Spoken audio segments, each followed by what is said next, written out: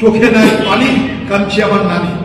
তো যখন ভোট আসবে তখন বাংলার মুখ্যমন্ত্রী মমতা ব্যানার্জি ওই রকমভাবে মুসলমান করতে থাকবে।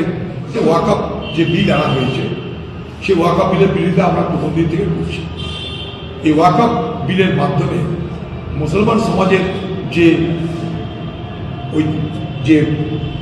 ঐতিহ্যগত যে পরিকাঠামো সেই পরিকাঠামোকে ধ্বংস করে দেওয়ার চেষ্টা হচ্ছে।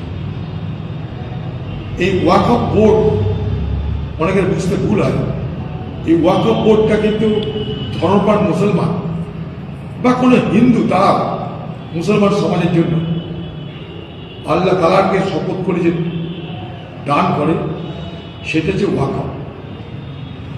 আজকে সরকার একটা অপপ্রচারের মাধ্যমে বোঝাতে চাইছে যে মুসলমানদের হাতে প্রচুর পরিমাণ জমি চলে গেছে এবং ওয়াকফের মাধ্যমে সেই জমি তাদের দখলে রেখেছে। এই ওয়াকফ বিল এনে নানা রকমের প্রতিবন্ধকতা তৈরি করে ওয়াকফের যে মূল লক্ষ্য, যে মূল আদর্শ, যে মূল ঘরানা, যে মূল ভাবনা সেটাকে ধ্বংস করার চেষ্টা করছে। ওয়াকফ বোর্ডে মুসলমান নয়, ওয়াকফ বোর্ডে সমাজের কেউ নয়, ওয়াকফ বোর্ডের সম্পত্তি ফয়সালা করবে ট্রাইব্যুনাল নয়, ওয়াকফ সম্পত্তি ফয়সালা করবে ডিস্ট্রিক্ট ম্যাজিস্ট্রেট। মনে করুন একটা সরকারি জমি, সেটা ওয়াকফ, সেটা নিয়ে কোনো বিবাদ থাকতে পারে, সেই বিবাদ অনুযায়ী সেই জমির ফয়সালা করবে কে? সরকারি জমির ফয়সালা করবে ডিএম। এটা হচ্ছে আইন। এটা কি সম্ভব যে সরকারি জমির ফয়সালা ডিস্ট্রিক্ট ম্যাজিস্ট্রেট করবে, তার সরকারের বিরোধিতা করবে? এই পশ্চিমবঙ্গের সরকার এতদিন পর্যন্ত ওয়াকফ নিয়ে রাজনীতি করেছে। ওয়াকফ বোর্ডের রোজগারকে ইমাম মুয়াজ্জিনদের মধ্যে বন্টন করে তারা দেখাতে চাইছে যে এ টাকা রাজ্য সরকার দিচ্ছে। মিথ্যা কথা। রাজ্য সরকার ইমাম মুয়াজ্জিনকে কোনো পয়সা দেয় না। ওয়াকফ বোর্ডের যে রোজগার, সেই রোজগার থেকে টাকা দেয়। সরকার যদি সদিচ্ছা থাকতো নিজেদের ঘর থেকে আরো টাকা দিয়ে ইমাম মুয়াজ্জিনদের বেতন আরো বাড়াতে পারত। এখানে সেটা হয় না। বড় গুরুত্ব এই পশ্চিমবঙ্গে সব থেকে বেশি ভারতবর্ষে ওয়াকফ সম্পত্তি আছে। 1,48,200 ওয়াকফ সম্পত্তি আছে।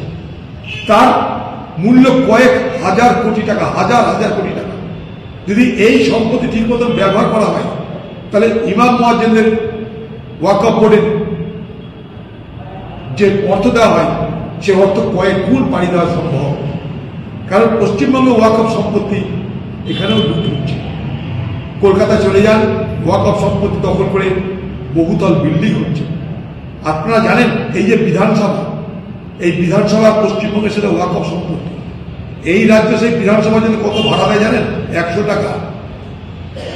কলকাতার টালিগঞ্জ ক্লাব হাজার হাজার কোটি টাকার সম্পত্তি, যেখানে সিনেমা শুটিং হয়। কলকাতার রয়্যাল গলফ ক্লাব হাজার হাজার কোটি টাকার সম্পত্তি, সেগুলো সব 100 টাকা, 200 টাকা, 500 টাকা ভাড়া। আজকে পশ্চিমবঙ্গের সরকার ভোট এলে মুসলমান করবে। একটা কথা আছে আমাদের গ্রামে যে যখন চোখে নাই পানি কাঁদছে আমার নানি। তো যখন ভোট আসবে তখন বাংলার মুখ্যমন্ত্রী মমতা ব্যানার্জি ওই রকমভাবে মুসলমান করতে থাকবে। যাকে উদ্দেশ্য করে আমি বলতে চাইছি, দিদি তোমার চোখে নাই পানি, তুমি কাঁদছো আমার নানি। এই করে মুসলমান সমাজকে ঠকানো হচ্ছে। আমরা এই যে ওয়াকফ বিল এনেছি, এটা একটা মুসলমান সমাজের বিরুদ্ধে একটা বিল। আর্টিকেল 26 26তম অনুচ্ছেদ সব ধর্মের মানুষকে সমান অধিকার দিয়েছে। তাদের ধর্মের নামে সম্পদ রাখা আছে। হিন্দুদের জন্য ট্রাস্ট আছে, হিন্দু মন্দিরের ট্রাস্ট আছে, মুসলমানদের জন্য ওয়াকফ আছে। অসুবিধা কি আছে? সেগুলোকে দখল করার প্রয়োজনীয়তা কেন পড়ছে? তার একটাই লক্ষ্য, আবার সেই বিভাজনের রাজনীতি, আবার সেই বিভাজনের রাজনীতি। তাই কংগ্রেস প্রথম দিন থেকে তার বিরোধিতা করেছে। আপনারা জানেন এই ওয়াকফ বোর্ড নিয়ে যে কমিটি হয়েছে পার্লামেন্টে, সেই কমিটিদের রেকর্ড পরিমাণ আজকে যেটা আজ পর্যন্ত ভারতবর্ষে কোনদিন হয়নি। 5 কোটি দরখাস্ত করেছে এই ওয়াকফ বিলকে বানচাল করার জন্য, প্রত্যাখ্যান করার জন্য। 5 কোটি দরখাস্ত করে, যা ভারতবর্ষের পৃথিবীর ইতিহাসে কোনোদিন কোনো বিলের বিরুদ্ধে এই